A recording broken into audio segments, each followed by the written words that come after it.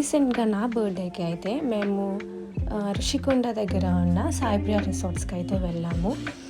Starting కొన్ని family pictures తీసుకొని and lunch చేసామన్నమాట.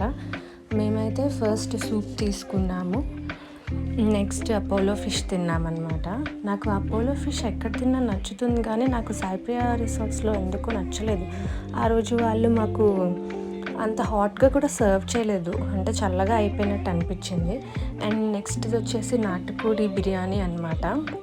నాకు ఇదైతే చాలా చాలా బాగా నచ్చింది.